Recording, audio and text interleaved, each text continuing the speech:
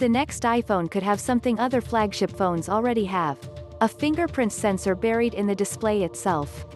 But if that sounds like Apple is playing catch-up, a newly revealed patent suggests the company will approach this issue in an original and different way that's not been seen before. The new patent, spotted by Patently Apple, is the latest from the tech giant in its road to putting Touch ID in the screen, a journey which has seen a number of patents in the past 7 years or so. This latest one is concerned with something called off-axis light. The way a system like this works is that, as the patent explains, in an under-display fingerprint-sending system, the display consists of active red, green, blue, RGB, pixels that emit light and illuminate the finger placed on top of the display. The light reflected from the finger passes through the openings between the display pixels and is captured by the sensor beneath the display.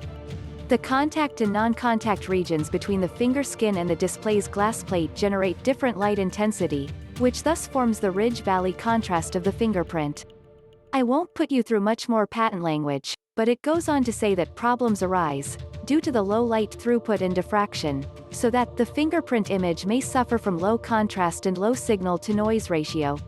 That's where this new patent comes in, which provides a method to capture the off-axis angular light from the finger by insertion of angle-dependent filtering options between the display and the sensor. This method can improve the contrast of fingerprint impressions and maintain the compactness of the entire sensing system.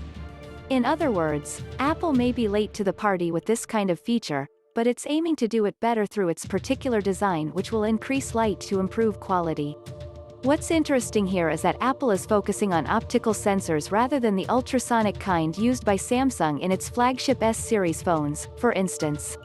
These are expensive, and it seems that Apple is investigating whether optical sensors, improved with new approaches like this, will offer the same quality of fingerprint recognition without the high expense of ultrasonic.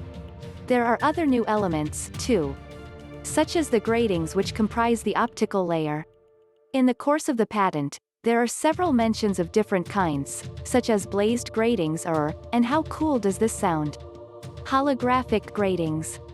The different kinds of gratings are aimed at the same result, that is, ensuring off-axis angular light can be maximized to improve the result. One thing that's especially likely, by the way, Face ID will be on board as well. Apple has repeatedly said Face ID is more secure than Touch ID, so you can be sure it's not going to reduce the level of security on a future iPhone. So, when should we expect this new feature? Well, with a patent, you never know.